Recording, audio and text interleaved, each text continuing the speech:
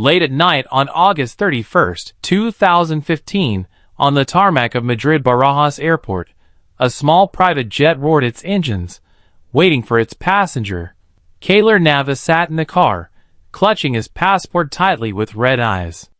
Minutes earlier, he had been told he would be traded as a bargaining chip and sent to distant Manchester. He broke down in tears, not out of fear of new challenges, but confusion.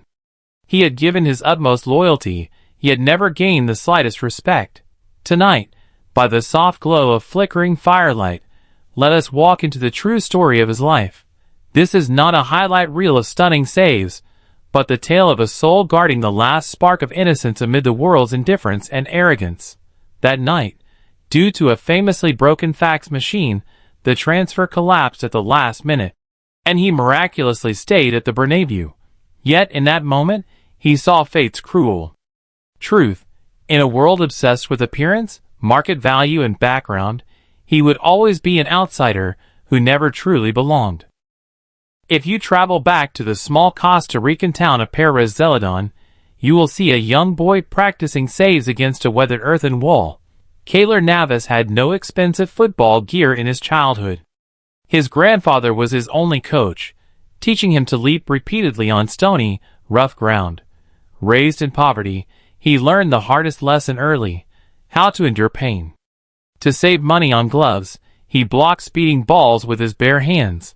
This humble origin planted deep humility in his soul and led him to embrace faith from an early age. As night fell, he would stand before a simple altar, praying for the strength to defend and protect. For him, goalkeeping was never merely a sport, but a sacred devotion. When he moved to Europe and joined modest Levant, no one took this plain-looking, average-statured Costa Rican seriously. But that season, he delivered near-miraculous performances, rewriting every statistical record of human limits in La Liga. He fought through hardship and adversity like an unyielding eagle, displaying terrifying foresight against every close-range strike. Back then, his eyes saw only the ball and his faith, free from the vanity and noise of the football business. The 2014 Brazil World Cup made Keylor Navas a global name. Single-handedly, he lifted Costa Rica to unprecedented heights. Yet fame never changed his gentle nature. When Real Madrid came calling, he remained the quiet, soft-spoken humble man in press conferences. In his first year at the Bernabéu, he sat patiently on the bench, watching legendary goalkeepers retire without complaint, staying late for extra training until sunset every day. His golden era soon arrived. 3 consecutive Champions League titles, an unrivaled peak in football history, and Navas stood as the quietest, most unbreakable pillar of their defense. Even with countless miraculous last-ditch saves, Real Madrid's hierarchy searched relentlessly for his replacement every summer.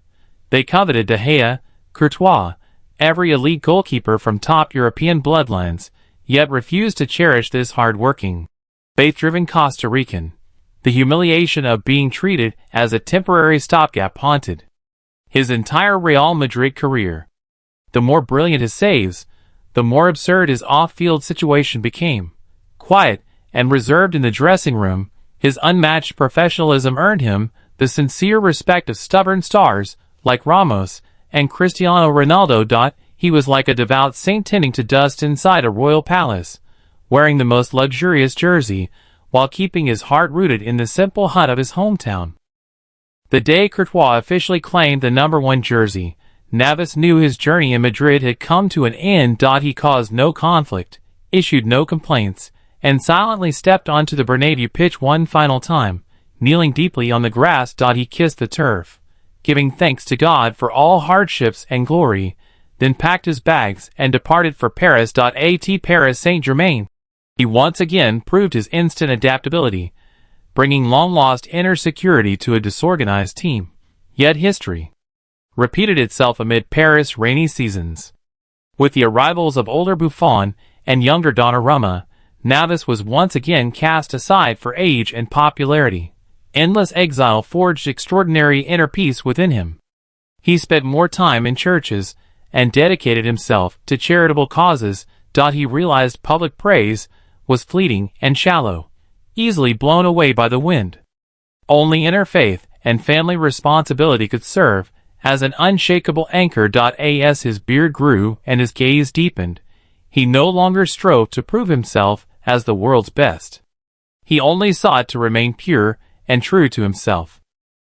Now, in the twilight of his career, Keylor Navas drifts between short-term stints and quiet bench roles, whether stepping in for Nottingham Forest or watching matches from the sidelines. And no longer chasing explosive athleticism, his every movement carries the calm and wisdom of someone who has seen it all.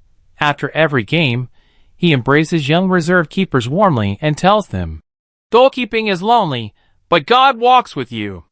He devotes most of his time to his devoted wife and children, teaching his son to make beach saves just as his grandfather once taught him.